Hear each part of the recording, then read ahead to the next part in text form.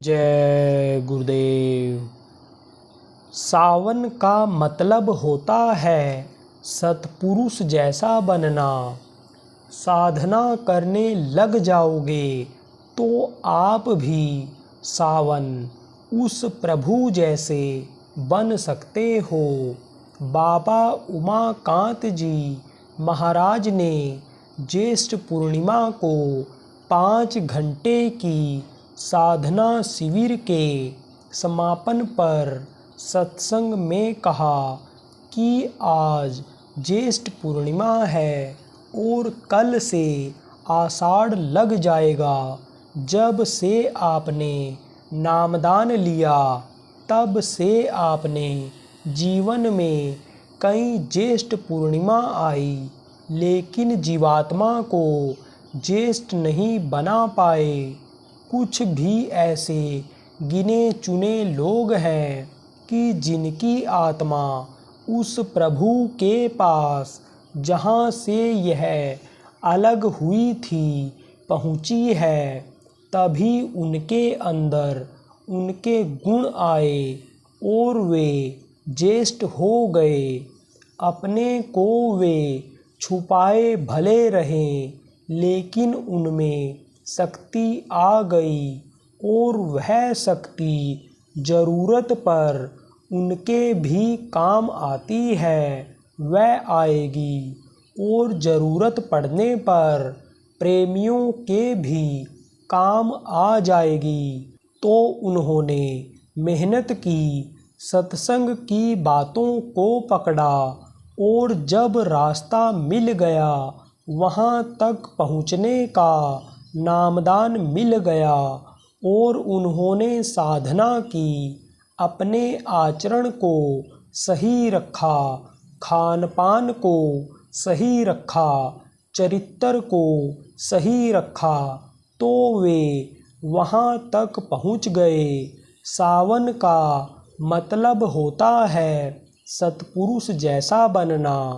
आषाढ़ सावन भादवा मुख्य रूप से यह 3 महीना बरसात होती है। तो जो भी बीज इस समय पर खेतों में पड़े हुए हैं, जब बारिश होगी तो वह अंकुरित हो जाएंगे। अंकुरित का मतलब वह ऊपर की तरफ निकल आएंगे, फिर वह पौधा बन जाएगा और उसमें फल निकलने लगेगा।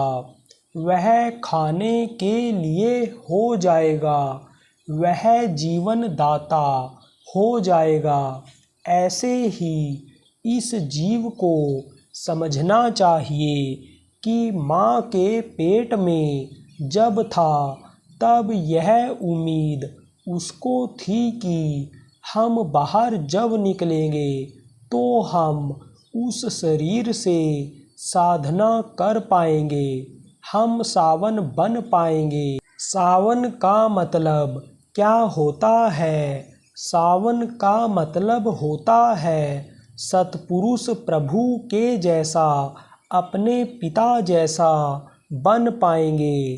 साधना करने लग जाओगे तो आप भी सावन बन सकते हो।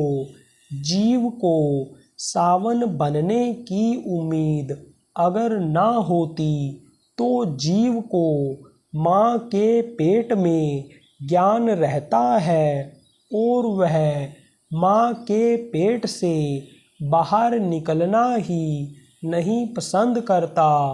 सुखदेव बाहर नहीं निकल रहा था माँ के पेट से कि फंस जाएंगे काल और माया के चक्कर में। तो विधि को अपना विधान 1 सेकंड के लिए बदलना पड़ा और फट से उसके आँखों के सामने पर्दा आ गया और तब तक मृत्यु शक्ति से उसको माँ के पेट से बाहर निकाल दिया।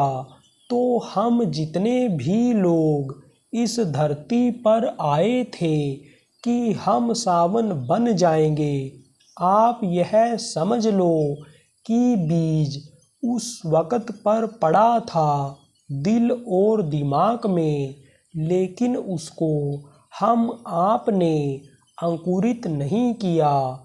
चलो अब ही सही, जब आप अपने को नया समझ लोगे और नामदान को आज याद कर लोगे।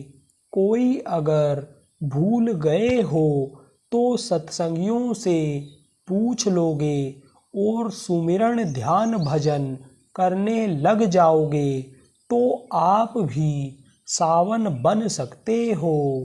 जय गुरुदेव।